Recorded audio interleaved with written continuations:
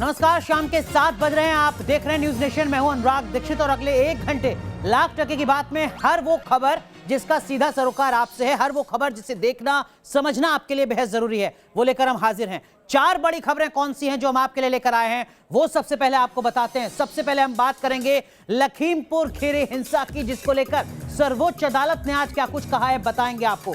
दूसरी बड़ी खबर आज चीन की साजिश की है, जो लगातार सामने आ रही है देश के अलग अलग बॉर्डर एरियाज में। तीसरी बड़ी खबर बिहार की राजनीति से या कहिए लालू यादव के परिवार से जुड़ी है। इस खबर का क्या मतलब होने जा रहा है, यह भी आपको समझाएंगे। और चौथी बड़ी खबर भावनाओं से जुड़ी है, टाटा परिवार के, रतन टाटा के। इस खबर को देखकर आप समझ चुके होंगे क्या है पूरा मामला। ये 4 खबरें हम आपको दिखाएंगे लाख टके की बात में विस्तार से। लेकिन सबसे पहले बात लखीमपुर खीरी हिंसा मामले की, जो मामला आज पहुंचा सुप्रीम कोर्ट। अदालत ने स्वतः संज्ञान लिया, राज्य सरकार को नोटिस भेजा और आज अदालत की तरफ से जो टिप्पणियां की गई, जो निर्देश दिए गए, उनका मतलब बड़ा रहने जा रहा है आने वाले वक्त में। क्या कुछ कहा सुप्रीम कोर्ट ने, बताते हैं आपको।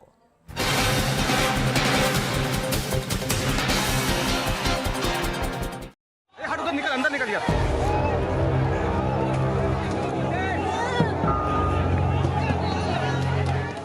गाड़ी से कुचलकर हत्या का आरोप, ऐसा कांड जिससे हिल गया पूरा मुल्क। केंद्रीय गृह राज्य मंत्री के बेटे पर आरोप, हंगामा और सियासत। लखीमपुर में कांड ही ऐसा था कि सुप्रीम कोर्ट को खुद दखल देना पड़ा। चीफ जस्टिस सीवी रमन्ना की अगुवाई वाली 3 जजों की बेंच की सुनवाई पर हर किसी की निगाहें टिकी थी। सुनवाई के दौरान 3 जजों की बेंच ने कुछ बेहद अहम टिप्पणियां की। कोर्ट ने लखीमपुर कांड को निर्दयता पूर्वक की गई हत्या बताया। कोर्ट ने पूरे मामले में जांच पर नाखुशी जताई, साथ ही केस के आरोपी को दिए जा रहे वीवीआईपी ट्रीटमेंट पर सवाल उठाए। यूपी सरकार के वकील से कोर्ट ने कहा, आरोप बेहद संजीदा है। आम स्थिति में 302 का केस दर्ज होने पर गिरफ्तारी होती है। इस केस में ऐसा क्यों नहीं हुआ? जिस तरीके से आप दूसरे लोगों को ट्रीट करते हैं, उसी तरीके से इस मामले में भी कार्रवाई की जाए। गुरुवार को पूरे मामले में सुप्रीम कोर्ट ने 2 वकीलों की चिट्ठी पर नोटिस लेते हुए यूपी सरकार से कई सवाल पूछे थे। यूपी सरकार की तरफ से केस को लेकर कई सवालों के जवाब भी दिए गए, लेकिन कोर्ट उनकी दलीलों से संतुष्ट नहीं हुआ। और राज्य सरकार ने जो आज स्टेटस रिपोर्ट सबमिट किया, उससे पूरी जो है जो मुख्य न्यायाधीश और उनके जजेस सारे जो हैं न्यायमूर्ति, वो खिन्न दिखे। उन्होंने कहा कि आपने जो भी ये दिया है उससे हम संतुष्ट नहीं हैं। एसआईटी जो बनाई गई उस पर भी उन्होंने कहा कि जो आपने एसआईटी गठन की उसमें सारे लोकल अधिकारी बना रखे हैं, उनसे उम्मीद करने की कोई बात ही नहीं है। कोर्ट ने पूरे मामले में यूपी सरकार की तरफ से दी गई स्टेटस रिपोर्ट पर भी नाखुशी जताई। कोर्ट ने मामले में गठित एसआईटी पर भी सवाल उठाए।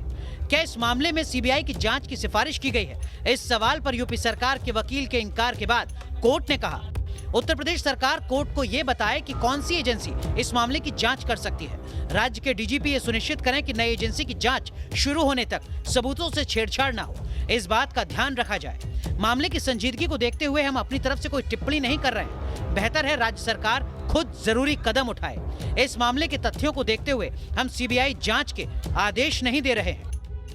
सुप्रीम कोर्ट के सवाल पर यूपी सरकार के वकील ने भरोसा दिया कि वैकल्पिक एजेंसी से जांच की संभावना के बारे में वो कोर्ट को जानकारी देंगे। अब इस मामले में अगली सुनवाई 20 अक्टूबर को होगी। सुप्रीम कोर्ट ने यूपी सरकार के जांच के तरीके पर गंभीर सवाल खड़े किए। कोर्ट ने कहा कि अगर कोई दूसरा आरोपी होता तो क्या तब भी आपका यही रुख रहता? आप आरोपी को नोटिस जारी कर उसके आने का इंतजार करते रहते? कोर्ट ने कहा कि ये निर्दयतापूर्ण की गई हत्या का मामला है। हम आपसे एक जिम्मेदार सरकार की तरह बर्ताव करने की उम्मीद रखते हैं। वीडियो जर्नलिस्ट अमित माचो के साथ अरविंद सिंह, न्यूज नेशन, दिल्ली।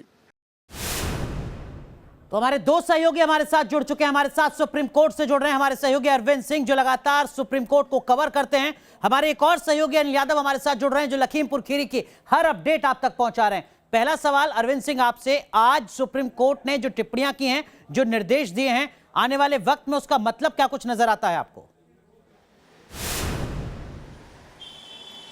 लेकिन निश्चित तौर पर यह बात साफ है कोर्ट के रुख से कि कोर्ट इस मामले में यूपी पुलिस के जवाब से और आज रखी दलीलों से संतुष्ट नहीं है।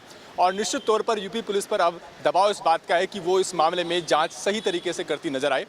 कोर्ट ने की जो टिप्पणियां हैं उनसे एक बात भी साफ है कि कोर्ट अब इस मामले में एसआईटी और सीबीआई से इतर एक दूसरी जांच एजेंसी की संभावना भी टटोल रहा है। और यही वजह है कि कोर्ट ने जब ये कहा कि सीबीआई हर चीज़ का सोल्यूशन नहीं है, और आप समझते हैं बखूबी कोर्ट ने इशारों में बहुत बड़ी बात कह दी कि क्यों इस मामले की जांच सीबीआई को देना ठीक नहीं रहेगा। ऐसे में यूपी सरकार खुद बताए कि क्या वो किसी दूसरी जांच एजेंसी की संभावना पर विचार कर रही है क्या। एसआईटी पर सुप्रीम कोर्ट ने साफ कर दिया कि एसआईटी में बहुत लोकल लोग हैं और ऐसे में निष्पक्ष जांच की संभावना है नहीं।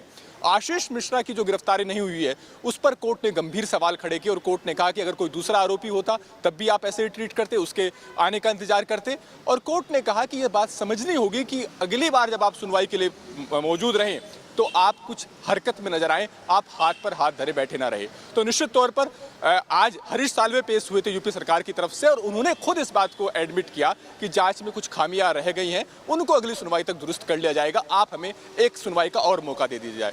तो एक सुनवाई का मौका और है यूपी सरकार के पास और ये देखना होगा कि वो संतुष्ट कर पाती है नहीं कोर्ट को। बिल्कुल, तो 20 अक्टूबर को अगली सुनवाई, लेकिन उससे पहले क्या कुछ एक्शन लिया जाता है ये अपने आप में बड़ा सवाल है। अनिल, मैं आपका रुख करूंगा, लेकिन सुप्रीम कोर्ट की आज की टिप्पणियों के बाद उत्तर प्रदेश सरकार की तरफ से क्या कुछ कदम उठाए जा रहे हैं, या कहिए इस हिंसा के बाद यूपी सरकार कैसे एक्शन मोड में नजर आ रही है, ये आपको बताते हैं। तो ना गोली चलेगा। ये दूसरा नोटिस है जो लखीमपुर कांड के आरोपी आशीष मिश्रा के घर पर चिपकाया गया है। आशीष मिश्रा को शनिवार सुबह 11 बजे अपराध शाखा कार्यालय पुलिस लाइन लखीमपुर खीरी में पेश होने के लिए कहा गया है। इससे पहले आशीष मिश्रा को शुक्रवार सुबह 10 बजे पेश होने के लिए नोटिस दिया गया था, लेकिन वो पेश नहीं हुआ। आशीष मिश्रा अभी तक फरार है। कहां है, पुख्ता जानकारी किसी के पास नहीं। सूत्रों से, जो पुलिस से जुड़े सूत्र है, उससे जो हमें जानकारी मिल रही है वो नेपाल में बैठे हुए हैं, क्योंकि नेपाल बॉर्डर यहाँ से बहुत दूर नहीं है।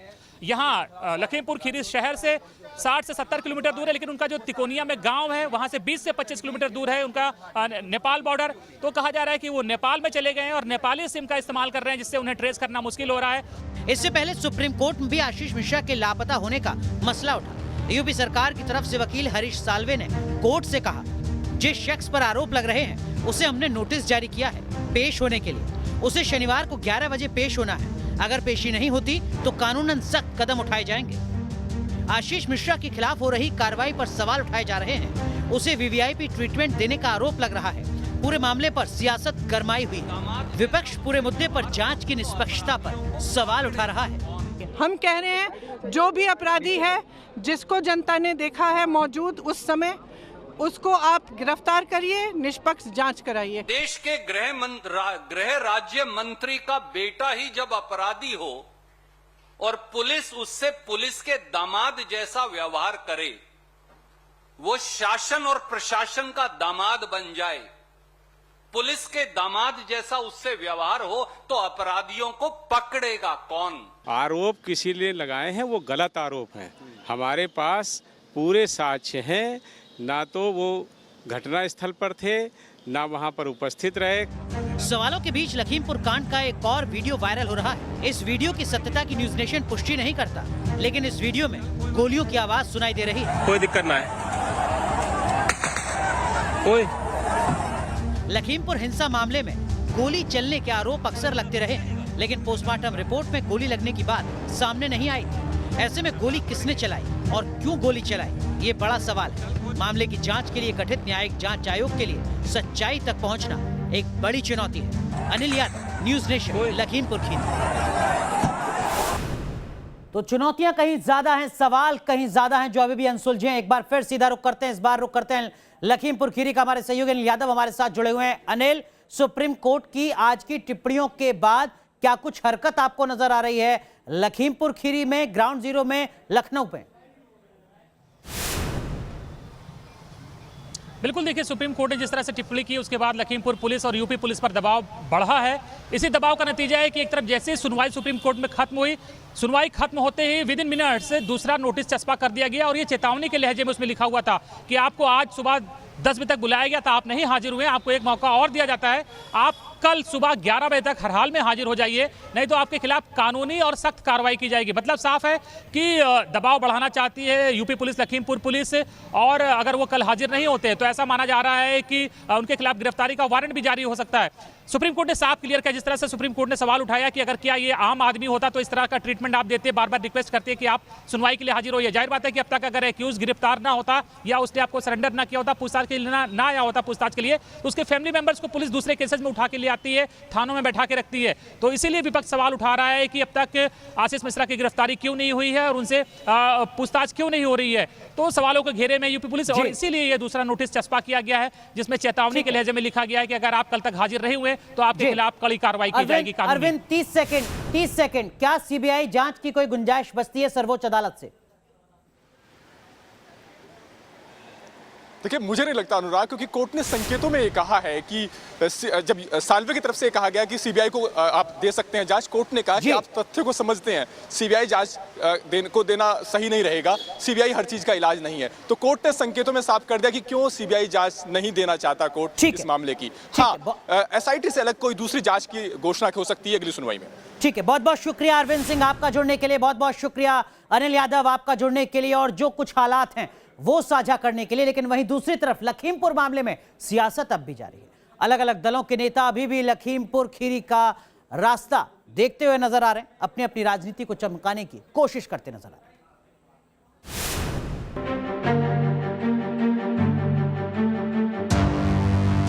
गुरुवार को नवजोत सिंह सिद्धू की लखीमपुर खीरी पहुंचने की कोशिश असफल हुई थी।